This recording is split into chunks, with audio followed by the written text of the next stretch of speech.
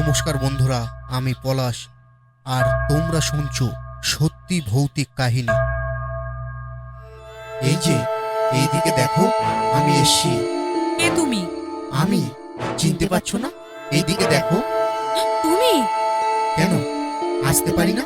না, তুমি তো মারা গেছো।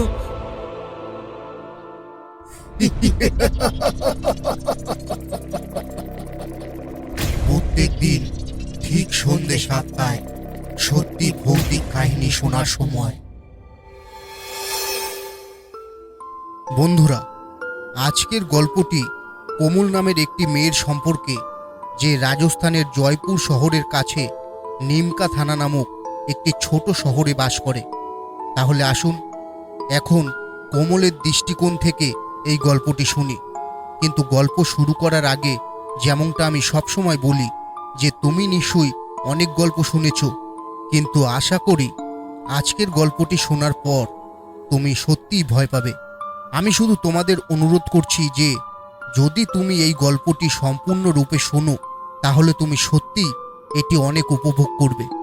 এছাড়াও যদি তুমি প্রথমবার আমাদের চ্যানেলে এসে থাকো তাহলে চ্যানেলটি সাবস্ক্রাইব করো।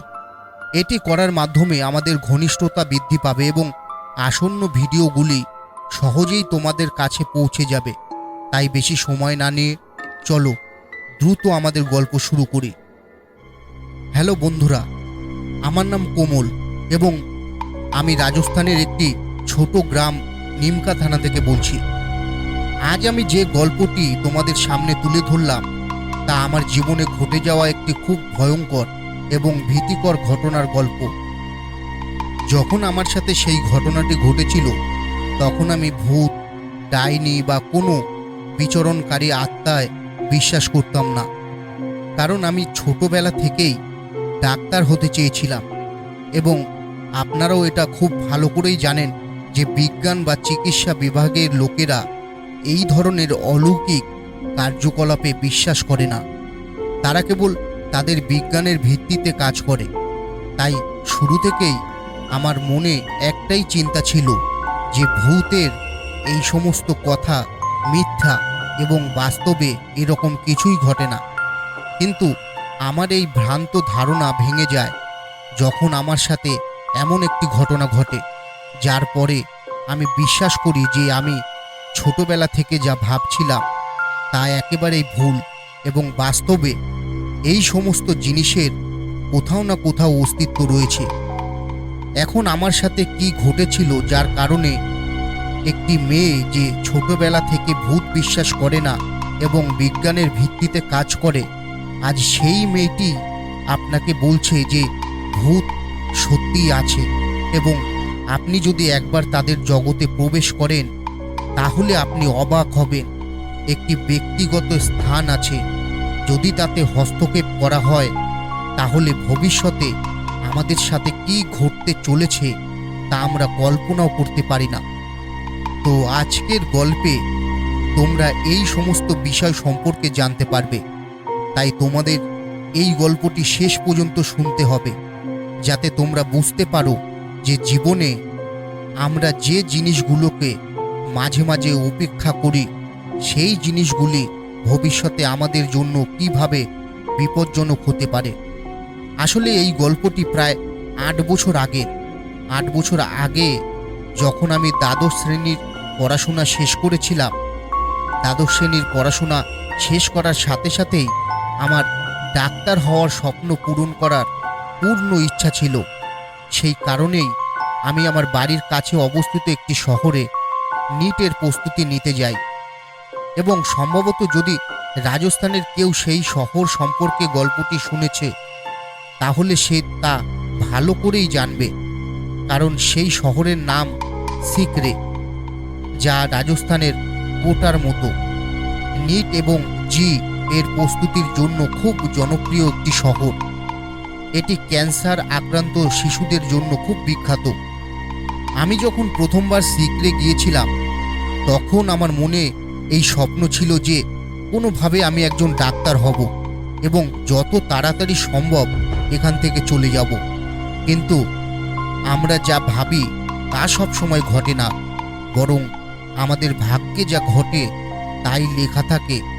কারণ যখন আমি শিখতে গিয়েছিলাম, সেখানকার পরিবেশ এবং শিক্ষার স্তর দেখার কয়েকদিন পর আমি কয়েকদিনের মধ্যেই বুঝতে পেরেছিলাম যে ডাক্তার হওয়ার আমার স্বপ্ন পূরণ হবে না। সেই কারণেই আমি সেখানে আমার সেরাটা দিয়ে বাড়ি ফিরে এসেছি। কিন্তু আমি যদি ডাক্তার নাও হই, তবুও আমার এমন কিছু করার সৌভাগ্য হয়েছিল যার কারণে আমি কিছুটা হলেও ডাক্তার হওয়ার আমার স্বপ্ন বাস্তবায়ন করতে পারি। অর্থাৎ আমি একটি হাসপাতালের কাজ করতে পারি। এখন এমন ছিল না যে আমাকে হাসপাতালে যেতে হবে এবং কেবল ঝাড়ু দিতে হবে, বরং আমি সেখানে একজন ডাক্তারের মতো কাজ করতে চেয়েছিলাম। সেই কারণেই আমার বড় বোন আমাকে নার্সিংগড়ে যাওয়ার পরামর্শ দিয়েছিলেন, যাতে নার্সিং কলেজ শেষ করার পর আমি একটি ভালো হাসপাতালে চাকরি পেতে পারি। আমি হাসপাতালে নার্সের চাকরি পাব, এই পরামর্শ পাওয়ার সাথে সাথেই আমি তাদের পরামর্শ গ্রহণ করেছিলাম এবং তারপর নার্সের চাকরি করার জন্য একটি নার্সিং কলেজে গিয়েছিলাম। আমি চলে গেলাম, কিন্তু যে হাসপাতালটিতে আমি কাজ শুরু করেছিলাম সেই হাসপাতাল সম্পর্কে আমি খুব বেশি কিছু জানতাম না। আমার আত্মীয় আমাকে সেখানে পাঠিয়েছিলেন যাতে আমি সেখানে অনুশীলন করতে পারি, কারণ আমার নার্সিং কলেজটিও সেই হাসপাতালের একটু কাছে ছিল। সেই কারণেই ক্লাস শেষ করার পর আমি সেই হাসপাতালে অনুশীলন করতে আসতাম। সেই হাসপাতালের কাজ শুরু করার প্রায় 1 মাস হয়ে গেছে। এখন আপনারা সবাই জানেন, যখন আমরা শুরুতে কোনো অজানা জায়গায় যাই, প্রথমে আমরা সেই জায়গার বাস্তবতা জানি না, কিন্তু তারপর আমরা সেখানে কিছুটা সময় কাটানোর সাথে সাথে সেই জায়গার জিনিসগুলি সম্পর্কে জানতে শুরু করি। সেই কারণেই যখন আমি 1 মাস ধরে সেখানে কাজ করেছিলাম, তখন আমি সেই হাসপাতাল সম্পর্কে কিছু জানতে পেরেছিলাম, যা শুনে এক মুহূর্তের জন্য আমি সেই জিনিসটি বিশ্বাস করতে পারিনি। কারণ আমি যেমনটি গল্পে আগেই বলেছিলাম যে আমি এই সমস্ত ভূত এবং আত্মায় বিশ্বাস করি না, বা ধরুন আমি করিনি, কিন্তু সেই ঘটনাটি আমার সাথে ঘটে যাওয়ার পর থেকে আমি এই সমস্ত জিনিসগুলিতে অনেক বিশ্বাস করতে শুরু করেছি। আসলে যখন আমি সেখানে 1 মাস কাজ করেছিলাম, সেই 1 মাসের মধ্যে আমার বন্ধুত্ব হয়ে গেল আমার মতো নার্স হিসাবে কাজ করা অন্যান্য মেয়েদের সাথে, এবং সেই হাসপাতালের 1 বা 2টি ওয়ার্ড বয়ের সাথেও। সেই বন্ধুত্বের কারণে যখন আমি তাদের সাথে কথা বললাম, তখন সেই মেয়েগুলোর মধ্যে একজন আমাকে বলল যে এই হাসপাতালটি ভুতুড়ে এবং রাতে এখানে আত্মারা ঘুরে বেড়ায়। এখানে যারা রাতের ডিউটিতে কাজ করে তারা অনেকবার এখানে আত্মাদের ঘোরাফেরা করতে দেখেছে। যখন সেই মেয়েটি আমাকে শুরুতে এই কথাটি বলল, তখন আমি হাসতে শুরু করলাম, কারণ আমি ভেবেছিলাম যে হয়তো সে আমার সাথে মজা করছে, অথবা সে আমাকে ভয় দেখানোর জন্য এই কথা বলছে। কিন্তু সেই সময় আমার কোনো ধারণা ছিল না যে তার কথা হালকাভাবে নিয়ে মজা করে আমি একটি বড় ভুল করেছি। কারণ হয়তো সেই সময় সেই মেয়েটি ছাড়াও সেখানে অন্য কেউ ছিল, যার কারণে পরে যখন আমার সাথে যা ঘটেছিল, তখন আমি বুঝতে পেরেছিলাম যে সেদিন আমার এই আচরণ এই সমস্ত কিছুর কারণেই হয়েছিল। কিন্তু আজ হাসি আমার জন্য অনেক দামি প্রমাণিত হচ্ছে। এখন আমি কেন তোমাকে এটা বলছি, যা তুমি কিছুক্ষণের মধ্যেই বুঝতে পারবে। আসলে যখন সেই মেয়েটি আমাকে এই সব কথা বলল, আমি তার কথা মোটেও বিশ্বাস করিনি এবং সেদিন আমার ঘরে ফিরে এসেছি। কিন্তু যেদিন সেই মেয়েটি প্রথমবারের মতো আমাকে সেই হাসপাতাল সম্পর্কে এইসব কথা বলল এবং আমি সেগুলো নিয়ে মজা করলাম, সেদিন থেকে আমার সাথে অদ্ভুত কিছু ঘটতে শুরু করলো। এখন আমি তোমাকে বলতে চাই যে আমি যে ঘরটি থাকার জন্য নিয়েছিলাম তা সেই হাসপাতালের পাশের একটি ভবনে ছিল, আর সেই হাসপাতালের ছাদটি আমার ঘরের জানালা থেকে খুব স্পষ্ট দেখা যেত। সেই সময় সেই ঘরের জানালা এবং সেই হাসপাতালের ছাদের মধ্যে দূরত্ব আধা কিলোমিটারের কমও ছিল। সেই কারণেই যখন আমি রাতে আমার জানালার কাছে বসে কিছু পড়তাম বা কিছু কাজ করতাম, তখন মাঝে মাঝে আমার চোখ সেই জানালা থেকে সেই হাসপাতালের দিকে চলে যেত। যখন আমি সেখান থেকে সেই হাসপাতালের দিকে তাকাতাম, তখন সেই হাসপাতালের ছাদের সাথে সাথে আমি এর ভিতরের মাটিও পুরোপুরি দেখতে পেতাম। কিন্তু রাতের বেলা হওয়ায় অন্ধকারে সব কিছু স্পষ্ট দেখতে পাচ্ছিলাম না। যাই হোক, হাসপাতালটি অনেক দিন ধরে বন্ধ ছিল এবং তারপর আবার খুলে দেওয়া হয়েছিল। এখন আমার কাছ থেকে এই কথা শোনার পর আপনারা নিশ্চয়ই ভাবছেন যে হাসপাতালটি এতদিন বন্ধ ছিল কেন, আর যদিই বা বন্ধ থাকে তাহলে কেন খুলে দেওয়া হয়েছিল। শুরুতে আমি এই সব বিষয় সম্পর্কে জানতাম না। 1 মাসের মধ্যে আমি জানতে পারলাম যে এই হাসপাতালটি এখন যে ভবনে চলছে সেখানে প্রায় 7 থেকে 8 বছর আগে একইভাবে হাসপাতালটি চলতো।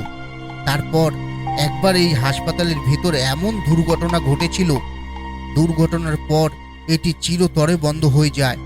কিন্তু 7 থেকে 8 বছর পর সেই হাসপাতালের মালিক হাসপাতালটি মেরামত করে আবার খুলে দেন।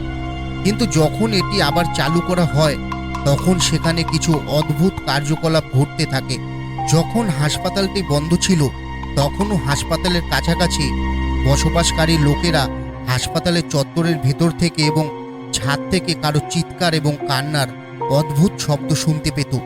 এবং রাতে অনেকেই প্রায়শই মনে হতো যেন কেউ হাসপাতালের ছাদে খুব দ্রুত এবং খুব জোরে দৌড়াচ্ছে। হাসপাতালে কোনো বিশৃঙ্খলা ছিল না এবং আমার সাথে কাজ করা অন্য মহিলারাও আমাকে এ বিষয়ে কিছু বলেননি। এছাড়াও সেই হাসপাতালে একজন ওয়ার্ড বয় ছিল যার নাম মহেশ। আমি মহেশের সাথে বেশ বন্ধুত্বপূর্ণ ছিলাম, তাই আমি সেদিন মহেশের সাথে পাসিং ভিত্তিতে কাজ করছিলাম, যাতে সুযোগ পেলেই সে আমার সাথে এই বিষয়গুলিকে নিয়ে কথা বলতে পারে। কিন্তু আশ্চর্যের বিষয় হলো মহেশও সেদিনও সম্পূর্ণ স্বাভাবিক ছিল, যেন সে এই সমস্ত বিষয় সম্পর্কে কিছুই জানে না। কিন্তু যখন কেউ আমাকে এই বিষয়টি সম্পর্কে কিছু বলেনি এবং আমার সাথে কোনো আলোচনা করেনি, তখন আমি হাসপাতালের বাইরে গিয়ে সেই কোণার ছাদ থেকে কোণার দিকে যেতে শুরু করি, যেখানে রাতে আমার চোখের সামনে সেই মেয়েটি আত্মহত্যা করেছিল। কিন্তু যখনই আমি সেই দিকে যেতে শুরু করি, আমি দেখতে পাই যে পিছনের দিকে যাওয়ার আগে একটি বড় লোহার গেট ছিল এবং সেই লোহার গেটের উপর একটি মরিচা পড়া তালা ঝুলছিল। একটি বোর্ডও লাগানো ছিল, তাতে স্পষ্ট করে বলা হয়েছে হাসপাতালের পিছনের দিকে যাওয়া নিষিদ্ধ। আমি শুধু সেই বোর্ডের লেখাটা দেখছিলাম, হঠাৎ পেছন থেকে সেই হাসপাতালের গার্ডের কণ্ঠস্বর শুনতে পেলাম।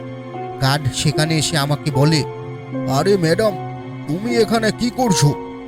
এখন যখন গার্ড আমাকে এই প্রশ্ন করে, আমি তাকে বলি যে আমাকে হাসপাতালের পিছনের দিকে একটু যেতে হবে। আমার মুখ থেকে এই কথা শুনে গার্ড আমাকে বলে যে তুমি ঠিক আছো তো? তুমি জানো না যে এই হাসপাতালের পিছনের দিকে যাওয়া সম্পূর্ণ নিষিদ্ধ? এখন গার্ড আমাকে এই কথা বলার সাথে সাথেই আমি তাকে জিজ্ঞাসা করি, কেন এমন হচ্ছে? কেন সকলকে এই হাসপাতালের পিছনে দিকে যেতে নিষেধ করা হয়েছে? এর কোনো উত্তর না দিয়ে গার্ড আমাকে সেখান থেকে আবার ভেতরে পাঠিয়ে দেয় এবং চলে যাওয়ার সময় বলে যে ভুল করেও এই হাসপাতালের পিছনের দিকে যাওয়ার কথা ভাববে না। আজ তাদের আচরণ দেখে আমার খুব অদ্ভুত লাগছিল। আমি মনে মনে ভাবছিলাম যে কেন কেউ আমার সাথে ওই মেয়েটির আত্মহত্যার কথা বলছে না, এবং হয়তো তারা যদি নিজেরাই কিছু জানতো তাহলে আমাকে বলতো। কারণ সেই সময় যে মেয়েটিকে আমি ওই হাসপাতালের ছাদ থেকে লাফিয়ে আত্মহত্যা করতে দেখেছিলাম সে অনেক আগেই মারা গিয়েছিল, অর্থাৎ সে ইতিমধ্যেই মারা গিয়েছিল।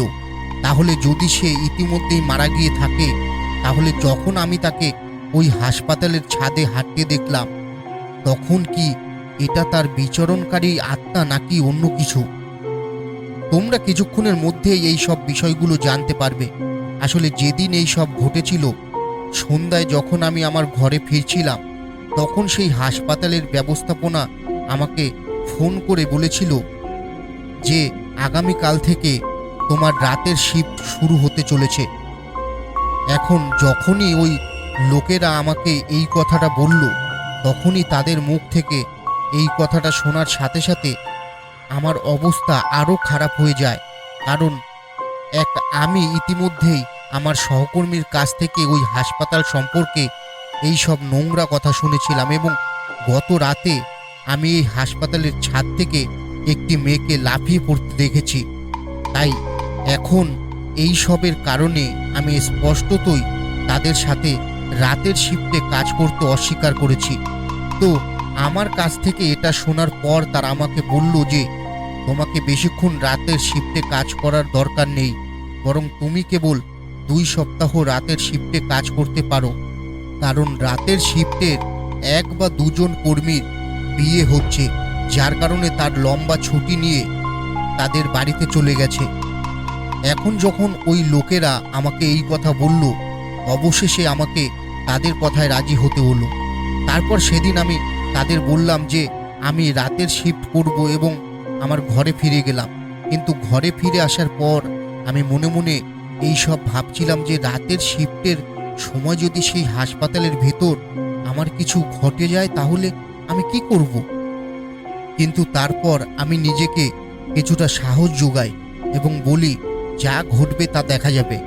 যাই হোক, এই ভূতগুলি কিছুই নয় এবং গত রাতে সেই হাসপাতালের ছাদে যা দেখলাম তা সম্ভবত আমার মনের ভ্রান্তি ছিল।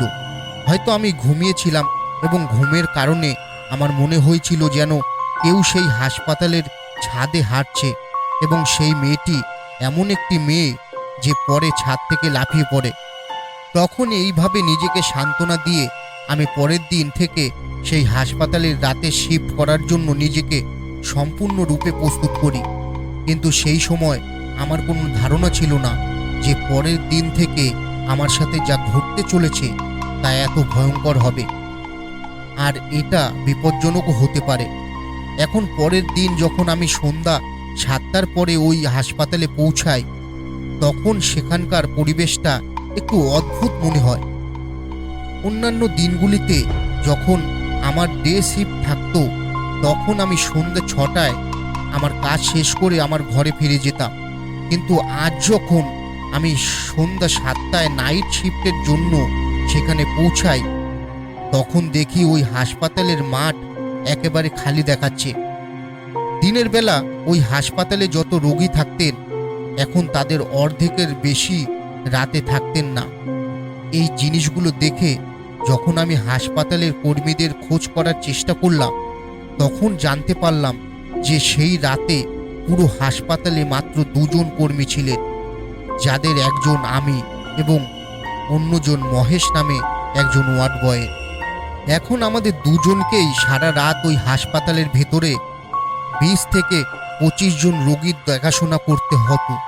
কারণ ডাক্তাররা কেবল সকালে আসতেন, রাতে তাদের কেবল জরুরি প্রয়োজনে আসতে হতো। তারপর কিছুক্ষণ পর যখন আমি ভেতরে গেলাম তখন দেখলাম যে ওই হাসপাতালে মাত্র 2 জন কর্মী ছিলেন। তখন যখন আমি মহেশকে দেখি তখন আমি তার পিছনে গিয়ে জিজ্ঞাসা করি যে এইসব কি, বাকি কর্মীরা কোথায় এবং এই সময়ে কোনো ডাক্তার কেন নেই। তারপর সে আমাকে বলে যে আজ এই সমস্ত লোকেরা নিজেদেরকে সমস্যায় ফেলছে। গত রাতে এই হাসপাতালের ভেতরে এমন কিছু ঘটনা ঘটেছিল যার কারণে পুরো রাতের শিফটের কর্মীরা তাদের কাজ ছেড়ে এখান থেকে পালিয়ে গিয়েছিল। মহেশ আমাকে এই কথা বলার সাথে সাথেই গত রাতে সেই হাসপাতালের ছাদে যা দেখেছি তার সব কিছুই আমার মনে আছে এবং এখন মহেশের কথা শুনে এবং সেই সমস্ত জিনিসগুলো মনে করার পর আমি নিশ্চিত যে আমি নিজের চোখে যা দেখেছি তা আমার মনের ভ্রান্তি ছিল না বা আমি ঘুমের মধ্যে সেগুলো দেখিনি, বরং হয়তো সেই রাতে বাস্তবে হাসপাতালের ভেতরে কিছু ঘটেছিল যার কারণে রাতের শিফটে কর্মরত সমস্ত কর্মীরা তাদের কাজ ছেড়ে সেই হাসপাতাল থেকে পালিয়ে গিয়েছিল। কিন্তু আমি ঘটনাটি সম্পর্কে জানতাম না এবং মহেশও জানতো না যে আগের রাতে এই হাসপাতালের ভেতরে কি ঘটেছিল। কিন্তু যখন আমি মহেশকে এই সমস্ত বিষয়ে আরও জিজ্ঞাসা করার চেষ্টা করি তখন সে আমাকে বলে যে আমাদের 2 জনের জন্যই ভালো যে আমরা কোনোভাবে সেই হাসপাতালের ভেতরে আজ রাতটা কাটাই এবং আগামীকাল থেকে আমরা হাসপাতালে রাতের শিফটে কাজ করতে আসব না, কারণ এটি আমাদের জীবনের জন্য একটা হুমকি। এটি খুব সুন্দর কাজ নয়। যখন মহেশ আমাকে এই কথাটি বলেছিল, তখন আমি বুঝতে পেরেছিলাম যে সে অবশ্যই প্রয়োজনের চেয়ে বেশি গুরুতর ছিল। এই কারণেই আমি তাকে বলেছিলাম যে আমি সারা রাত তোমার সাথে থাকবো এবং রোগী দেখতে আলাদাভাবে কোনো ওয়ার্ডে যাব না। মহেশ যখন আমার মুখ থেকে এই কথাটি শুনল, তখন সে আমাকে বলল যে আমি নিজেই মনে মনে ভাবছিলাম যে আমি একা একা কোথাও যাব না। এখন একে অপরের সাথে এভাবে কথা বলার সময় আমরা দুজনেই কিছুই না দেখে এত ভয় পেয়েছিলাম যে আইসিইউ ওয়ার্ডে গিয়ে পেশেন্টের অবস্থা দেখার সাহসও আমাদের ছিল না। আমরা দুজনেই আমাদের অফিস ঘরে বসেছিলাম, কিন্তু হঠাৎ আমরা দুজনেই একটি বোর্ডের ভেতর থেকে কারো কান্নার শব্দ শুনতে পেলাম। সেই শব্দ শোনার সাথে সাথেই আমাদের মনে হলো যে হয়তো কারো কোনো সমস্যা হয়েছে। তাই আমরা দুজনেই সেখান থেকে উঠে সেই বোর্ডের দিকে যেতে শুরু করলাম। কিন্তু হাসপাতালের সেই করিডোরে প্রবেশ করার সাথে সাথে আমরা হাসপাতালে পৌঁছে বোর্ডের দিকে হাঁটতে শুরু করলাম। আমরা যখন করিডোর দিয়ে সেই বোর্ডের দিকে যাচ্ছিলাম, তখন কান্নার শব্দ আমাদের কাছ থেকে দূরে সরে যাচ্ছিল। আমরা যখন বোর্ডের মধ্যে গেলাম, তখন দেখলাম মাত্র 2 থেকে 4 জন রোগী শুয়েছিলেন এবং তারা সবাই গভীর ঘুমে ছিলেন। কিন্তু সেই কান্নার শব্দের কারণে তাদের কেউই জেগে উঠছিল না এবং এই জিনিসটি আমাদের দুজনের কাছেই খুব অদ্ভুত লাগছিল। তখন আমাদের সামনে একটি খুব পুরনো ওয়ার্ড ছিল, যার ভেতরে সম্পূর্ণ অন্ধকার ছিল। কিন্তু আমরা দুজনেই সেখানে পৌঁছানোর সাথে সাথে সেই ওয়ার্ডের ভেতরে শর্ট সার্কিটের মতো আলো জ্বলতে শুরু করলো। এই সময় আমাদের চোখের সামনে আলোগুলি অদ্ভুত কাজ করছিল এবং সেই জোরপূর্বক প্রস্থানের সাথে সাথে আমরা সেই ওয়ার্ডরুমের ভেতর থেকে কান্নার শব্দও শুনতে পাচ্ছিলাম। কিন্তু আমি এগিয়ে যাওয়ার আগেই মহেশ আমার হাত ধরে সে মাথা নেড়ে আমাকে ওই দিকে না যাওয়ার ইঙ্গিত করে। যখন মহেশ আমাকে সেই দিকে যেতে ইঙ্গিত করে, আমি আমার চোখ দিয়ে তাকে ইশারা করি যে সে আমাকে সেই দিকে যেতে বাধা দিচ্ছে কেন।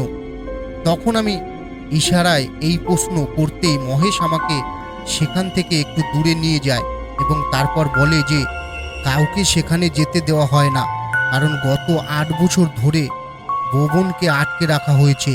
8 বছর আগে যখন এই হাসপাতালের ভেতরে ঘটনাটি ঘটেছিল, সেই ঘটনার পর সেই ওয়ার্ডটি সম্পূর্ণ বন্ধ করে দেওয়া হয়েছে।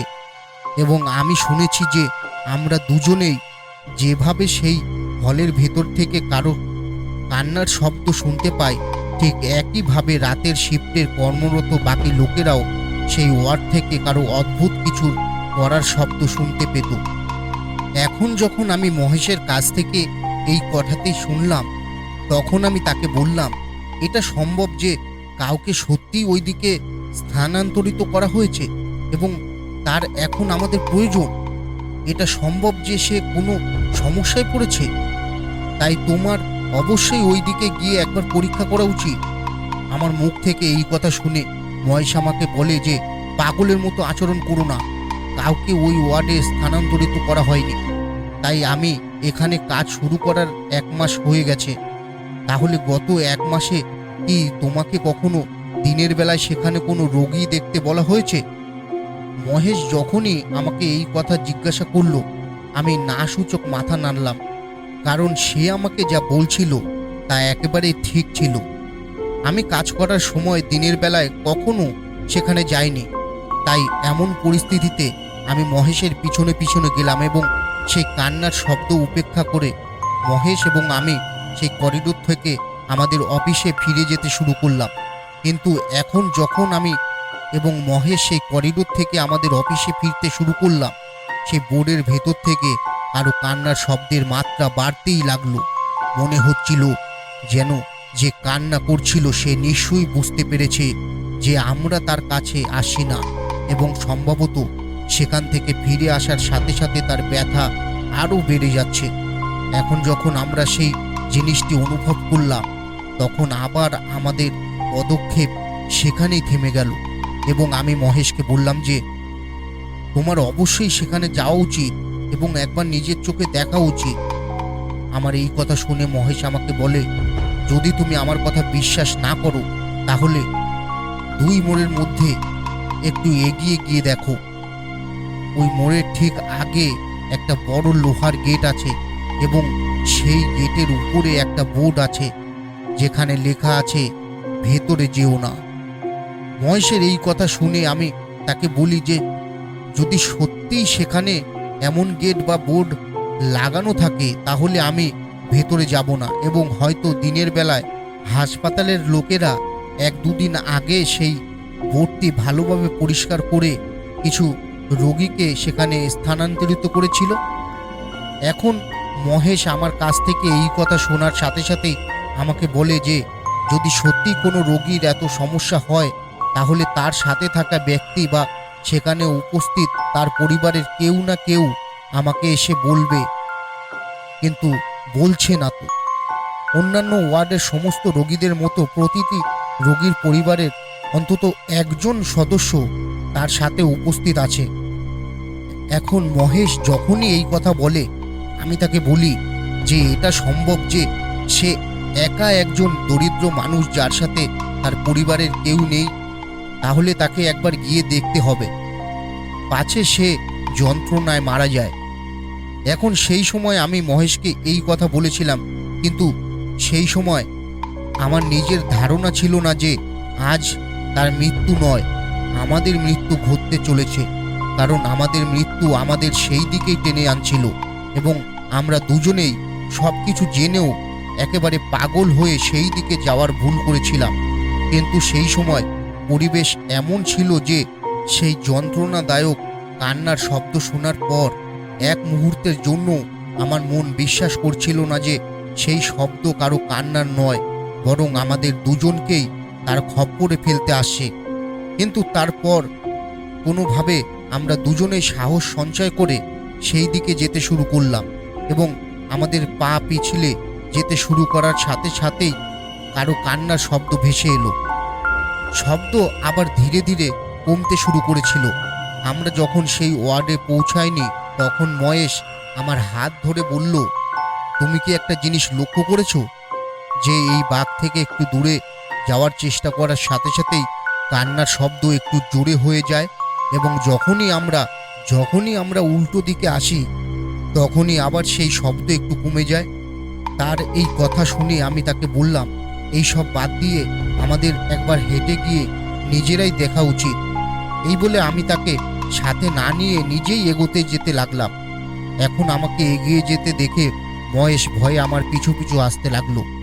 কিন্তু সেই বাঁকের গেটে পৌঁছানোর সাথে সাথেই আমি মহেশের কথায় খুব রেগে গেলাম, কারণ মহেশ কিছুক্ষণ আগে আমাকে যা বলছিল যে ওই দিকে যাওয়া সম্পূর্ণ নিষিদ্ধ এবং সেখানে একটি লোহার গেট আছে যার উপরে ভেতরে না যাওয়ার জন্য একটি সতর্কীকরণ বোর্ডও রয়েছে।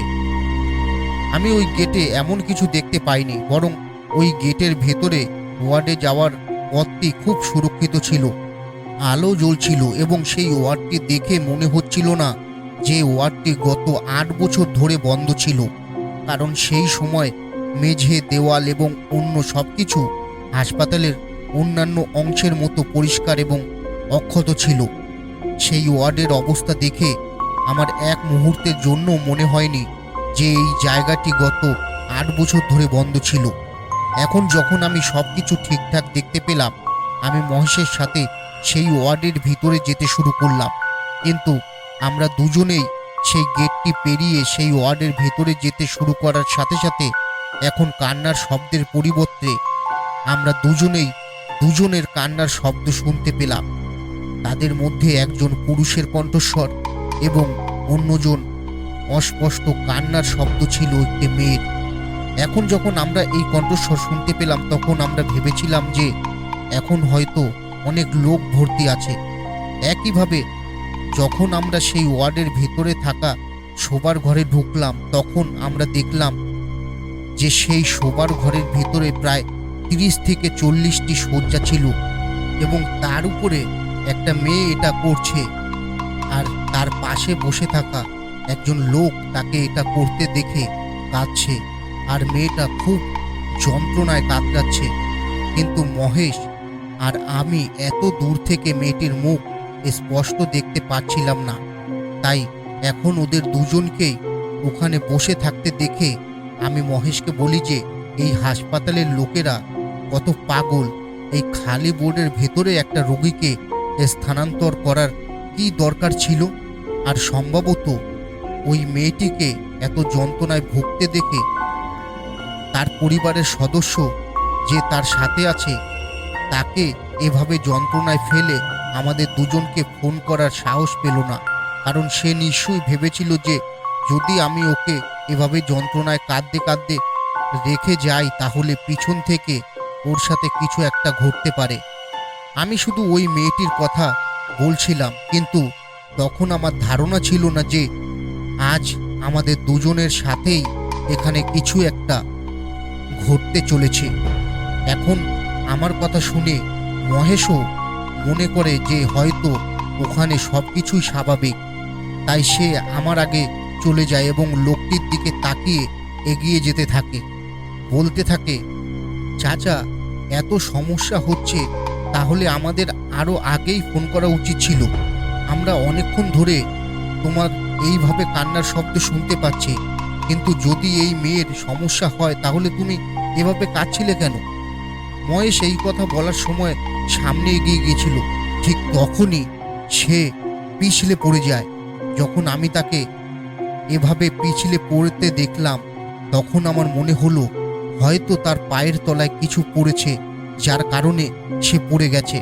কিন্তু আমি তাকে ধরে সেখান থেকে তুলে নেওয়ার আগেই মহেশ নিজেই তাড়াতাড়ি সেখান থেকে উঠে দাঁড়ালো এবং সে পিছন ফিরে তাকানোর সাথে সাথে তার মুখের অভিব্যক্তি দেখে আমার মনে হলো যেন সে এমন কিছু দেখেছে যার কারণে সে সম্পূর্ণ ভয় পেয়ে গেছে।